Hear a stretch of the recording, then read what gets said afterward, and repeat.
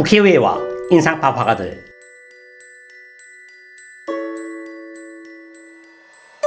미술팬들은 자포니즘이란 말을 한 번은 들은 적이 있을 겁니다. 자포니즘이라는 것은 19세기 후반에 일본의 공예품이 유럽을 중심으로 퍼져 높은 평가를 받은 것을 말합니다. 단순히 수집이나 비평의 대상이 된 것뿐만 아니라 19세기 말의 예술가들에게 큰 영향을 주었습니다. 그리고 특히 이 자포니즘을 기능한 것이 호쿠사이의 작품을 비롯한 우키요-우에라고 합니다.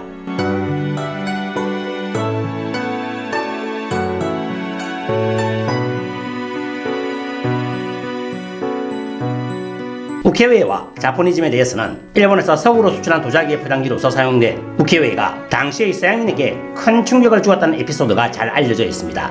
하지만 이 에피소드의 근거는 다소 애매한 부분이 있습니다. 우키요-우에가 처음 본격적으로 서양에서 주목받게 된 것은 1867년 파리에서 열린 만국 박람회입니다. 이 무렵부터 상류계급층이 우키요-우에를 좋게 평가하고 수집하기 시작한 것 같고, 그들에게 우키요-우에를 파는 상인도 나타나게 되었습니다. 그 결과 처음에는 포장지 취급을 받았던 우키요-우에가 이번에는 미술품으로서 대량으로 해외로 나가게 되었습니다.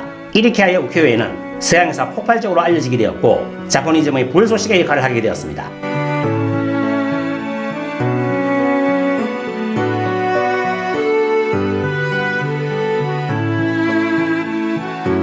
서양 화단에서도 우키요-우에의 애호가가 나타나게 되어 그림이나 판화에 머물지 않고 서양의 예술문화에 영향을 미치게 됩니다. 인상파를 대표하는 화가 클로드 모네는 자신의 집 정원에 일본풍의 타이코바시를 만들 정도의 일본 애호가이고, 동시에 우키요-우에의 수집가이기도 하였습니다.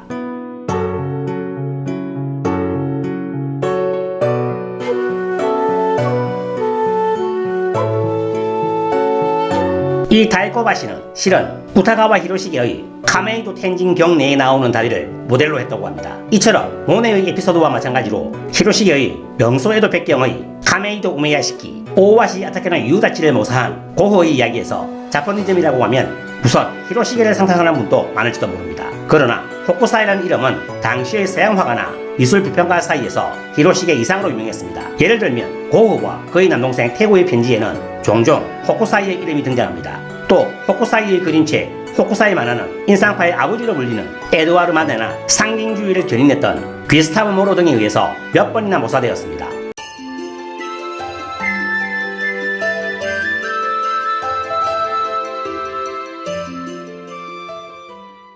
호쿠사이 만화는 호쿠사이 스케치라는 이름으로 번져나가 생동감 있는 인물 대생은 서양의 인물화의 새로운 표현 방식에 영향을 주었다고 합니다. 우키요-우에와 호쿠사이의 영향은 그림에 머물지 않고 그 외의 예술에도 파생되어 갔습니다. 예를 들면 유리공예가 도예가로서 알려진 예술가 에밀 갈레는 자연 속에서 피는 꽃들과 생물을 매우 섬세한 표현으로 자신의 작품으로 녹여내고 있습니다. 이것은 호쿠사이의 화초화에서 볼 수 있는 표현과 같습니다. 그때까지 서양 미술에서는 거의 볼 수 없었던 표현이었습니다. 게다가 당시의 서양 미술에서는 산이나 나무들을 그리는 풍경화는 있어도 자생하는 꽃이나 새 등 자연 속의 작은 생명을 미술의 대상으로서 그린다는 개념이 거의 없었습니다. 우키요-우에의 화초화나 일본의 공예품에서 볼 수 있는 자유로운 화조의 표현은 서양인들의 눈에 매우 신선하게 보였을 것입니다. 게다가 에밀 갈레는 잠자리를 모티브로 한 작품을 몇 점이나 제작했습니다만, 당시의 서양에서는 잠자리는 불길한 벌레로 여겼습니다. 잠자리의 작품 자체가 그때까지는 없었던 도전이었던 셈입니다. 이것에는 호쿠사이의 화초화 키케오니 톰보가 크게 영감을 주었다고 합니다.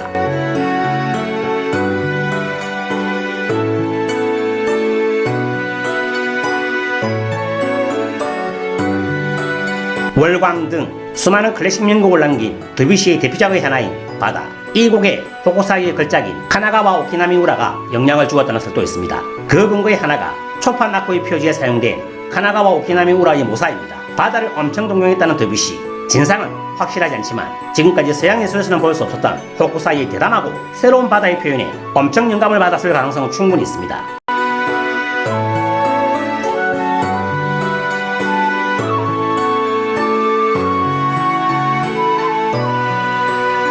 그럼 왜 우키요-우에가 이렇게도 서양의 예술가들에게 영향을 미쳤는지에 대해서 알아보겠습니다. 그 하나에는 우키요-우에의 대담한 구도와 자유로운 발상의 묘사를 들 수 있습니다. 예를 들면 호쿠사이가 후각고 상주 로케이에서 그린 근경과 원경의 극단적인 거리감이나 조형의 유머스러운 과장, 미르는 생각 등은 서양의 원근법 규칙이나 차셀 표현과는 동떨어져 있었습니다. 또 하나는 목판의 선명한 색채입니다. 유추화에는 없는 투명감이 있는 수성 그림 도구의 색감은 서양 사람들에게 있어서 매우 매력적이었습니다. 마침 그때 서양의 미술계는 고전기법이나 사실주의에서 탈피하는 큰 변혁기를 맞이하려고 하였습니다. 그래서 기존의 개념을 뒤집는 자유로운 표현의 우키우에에 예술가들이 빠진 것입니다. 그리고 그것이 인상파나 포스트 인상파, 상징주의나 아르누보라고 불리는 미술운동 등의 새로운 서양 미술의 탄생에 공을 설지도 모릅니다.